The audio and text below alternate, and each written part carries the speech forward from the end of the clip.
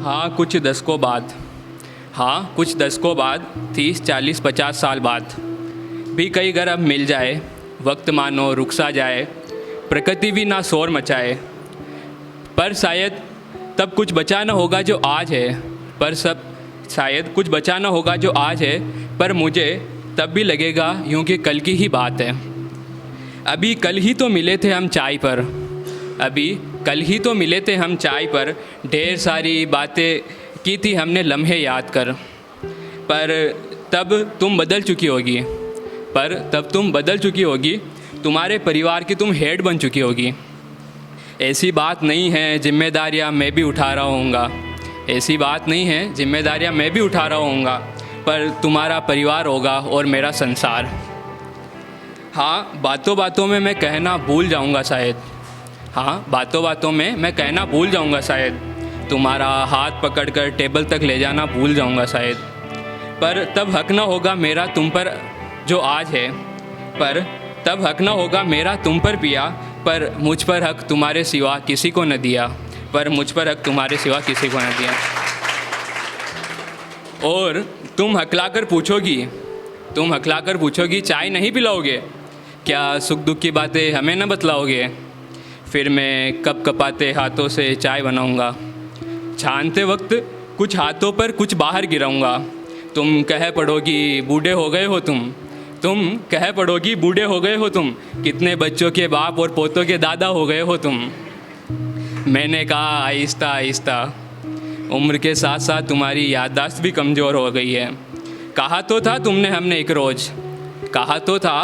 हमने एक रोज़ कि तुम आखिरी हो हमारे लिए, और वन वुमन मैन वाली बात वो भी तो थी उस रात, फिर कभी नहीं हुई हमारी बात। चाय ठंडी हो जाएगी अगर देर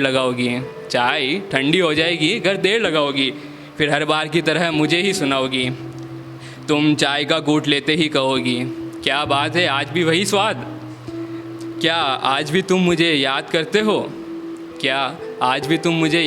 हो, जब जब याद आती है मुझसे मिलने की करते हो, रोते हुए तुमने जब यह कहा कि याद करते हो तुम अब भी यहाँ, तो फिर मैंने कहा कि इन नमक की झीलों से निकले बेशकीमती मोतियों को यूँ फिजूल जाया न कर, सही वक्त पर ना मिलने और देर हो जाने पर उन चीज़ों की कोई ज़रूरत नहीं रह जाती, अब ये सब बेकार हैं।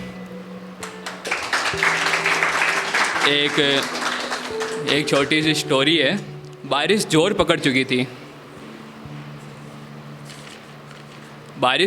चुकी थी, बातें चल रही थी, किसी खास का तुमसे मिलने आना तुम्हें मानो फिर से पुनर्जीवित कर देता है, उनकी मौजूदगी तुम्हें एक अलग ही अनुभव देती है। मेरे लिए कुछ ऐसी ही खास है मेरी दोस्त सहेली सखी अति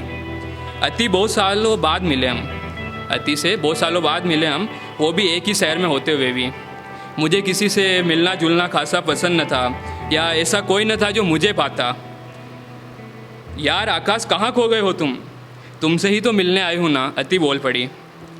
हम दोनों के होते हुए मैं इस घर में अकेले नहीं रहना चाहती, मजाक के अंदाज में अति बोल पड़ी। फिर मैं खुद को अतीत के गहरे कुएं से बामुश्किल बाहर निकालते हुए बोला, अरे यही हूँ मैं। तब तक खिड़की पर बारिश शुरू हो चुकी थी।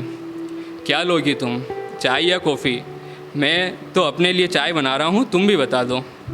वो हंस पड़ी, क्यों, कॉफ़ी तो बहुत पी रखी है तुमने उसके साथ, क्या अब मन भर गया है? मैं फिर अतीत का दरवाज़ा खटखटाने लगा। किसी की मौजूदगी मुझे फिर से अपने पास बुला रही थी।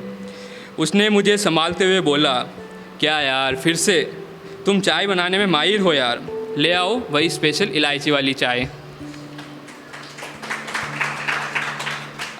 बारिश जोर पकड़ चुकी थी। अति खिड़की से बाहर हाथ निकाले गिरती असंख्य बूंदों में से अपने हिस्से की बूंदों को हथेली में समेटने की नाकाम कोशिश कर रही थी। हम दोनों खिड़की पर ही खड़े हो के चाय के मज़े लेने लगे। वाह, अभी भी वही स्वाद। बॉस, राज क्या है? ऐसा कौन सा फार्मूला जो तुम हमें बताते नहीं हो? मैं बोला, ऐसा कोई ख़ास फार्मूला है नहीं, बस इतना है कि आप किस खास इंसान के लिए चाय बना रहे हो और कितने प्यार से बना रहे हो। ओहो, जैसे प्रेम से तुम बनाया करते थे उसके लिए, उसी के घर में। शायद चाय में प्रेम डालना तुमने वहीं से सीखा है। फिर मन ही में सोचने लगा, हाँ, पसंद थी उसे मेरे हाथ की चाय। उसके घर में जाते ही वो मुझे किचन में धकेल दिया करती थी। क्या अब भी वो चाय को याद करती होगी? मन ही मन में सोचते हुए फिर पुरानी यादों के दरवाजे पर दस्तक देने लगा। झांकने लगा अंदर खिड़की से कि शायद कोई अभी भी है वहाँ जो दरवाज़ा खोले, मुझे अंदर बुला ले। यार आकाश, मैं चली ही जाती हूँ यहाँ से तुम्हारा कुछ नहीं होने वाला। मैं फिर से बाहर आया। अरे हाँ, वहीं से सीखा है, तुम भी ना कुछ भी कहना होता है तुम्हें। चाय के मज़े लो, ठंडी हो जाएगी, मैं बोल पड़ा। अरे हाँ, तुम बाहर तो देखो आकाश, बारिश कितनी अच्छी होती है ना। अपना जीवन खोते मुरझाते झड़ते पत्तों को फिर से नया चेतना दे देती है, फिर से जीने का एक अवसर देती है। आकाश, वो देखो सारे पेड़ हरे भरे हो गए हैं, यहाँ तक कि वो पेड़ जिसे तने से काट दिया गया है उसकी भी शाखाएँ फूट पड़ी है। वह भरा पूरा बड़ा पेड़ यहाँ हुआ करता था, एक पेड़ था बाहर, वह पहले कितना घना भरा पूरा था। ये सूखा हुआ क्यों है? इसी पे हम लटकते झूले खाते थे ना, ये वही पेड़ है ना आकाश? आकाश, हाँ, पर अब ये पेड़ जीना नहीं चाहता। हाँ, अब ये पेड़ जीना नहीं चाहता। जब फिर से जीने की आस चेतना ही मर चुकी हो तो बाहरी दुनिया प्रकृति उसे कितना भी हील कर ले, उसे फिर से जिंदा नहीं कर सकती। कुछ भी पेड़ ऐसे कब से होने लगे? अति बोली कि पेड़ ऐसे कब से होने लगे, तुम तो इनमें भी प्रेम देखते हो। वो हंसते हुए बोली। मैंने कहा, तुम्हें याद है इसी पेड़ के साथ एक पेड़ और हुआ करता था, हम झूले खाते हुए उस पेड़ के फल तोड़ लिया करते थे। दोनों कितने साथ साथ चल रहे थे, अपनी शाखाओं को एक दूसरे में मिलाए जा रहे थे। अलग अलग होकर भी दोनों एक होने की कोशिश कर रहे थे, जैसे वो दो नहीं एक ही हो। हाँ, एक और था, वो कहाँ गया वो पेड़? मैं तो उसे बुला ही पड़ी। जमाना बड़ा बेरहम है अति, कोई किसी को एक नहीं होने देता। विकास के नाम पर अलग कर दिए दोनों को। विकास के नाम पर दोनों को अलग कर दिया गया। दोनों जो कभी एक होने की नाकाम कोशिश में लगे थे, तब से 2 बरसात बीत चुकी है, पर कोई इसे फिर से हरा नहीं कर पाया।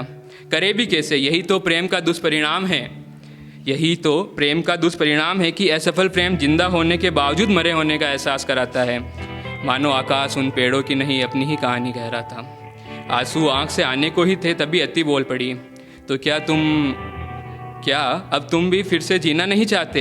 यही प्रॉब्लम है तुम्हारी, जो खोया है उसे भूलना नहीं चाहते। ज़िंदगी इतनी भी छोटी नहीं है यार, ज़िंदगी इतनी भी छोटी नहीं है। किसी एक खास के लिए सब खत्म करना क्या सही है? उनके साथ अन्याय नहीं है जिनके लिए तुम कास हो। कहीं ना कहीं से तो आगे बढ़ना ही होता है। तुम भी तो 2 बरसात से मरे हुए ही हो।